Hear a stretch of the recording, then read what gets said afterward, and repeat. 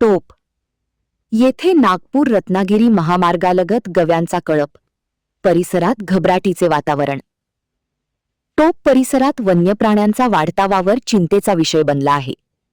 बुधवारी सकाळी 4 ते 5 गव्यांचा कळप थेट शेती व नागरी वस्तीकडे आल्याची घटना समोर आली आहे.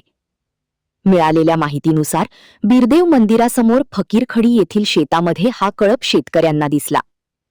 हा कळप लुगडेमाळ परिसरातून दक्षिणवाडी शिवाराच्या दिशेने निघून गेला. मात्र काही काळ हा कळप रहिवासी वस्तीजवळ थांबल्याने नागरिकांमध्ये भीतीचे वातावरण निर्माण झाले.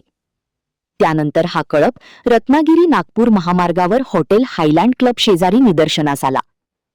सकाळच्या वेळेत अनेक नागरिक व शेतकरी शेतात कामासाठी बाहेर पडत असताना ही घटना घडल्याने नागरिकात भीतीचे वातावरण आहे.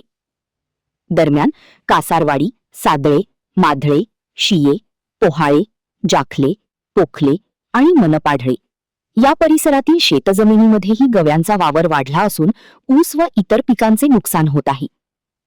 काही ठिकाणी गव्यांनी थेट शेतात घुसून धुडगूस घातल्याच्या घटना समोर येत आहेत. डोंगराळ भागात चारा व पाण्याची कमतरता निर्माण झाल्यामुळे गवे अन्नाच्या शोधात शेती व नागरी भागाकडे वळत आहेत.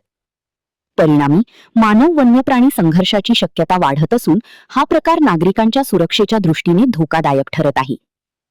वन विभागाने याची तातडीने दखल घेऊन गव्यांना सुरक्षितरित्या जंगलात हुसकावून लावावे, तसेच बाधित शेतकऱ्यांना नुकसान भरपाई द्यावी अशी मागणी स्थानिकांकडून होत आहे. तसेच नागरिकांनीही सतर्क राहून एकट्याने शेतात न जाण्याचे आवाहन करण्यात येत आहे. महान कार्य न्यूजसाठी विद्याधर कांबळे, पुलाची शिरोली.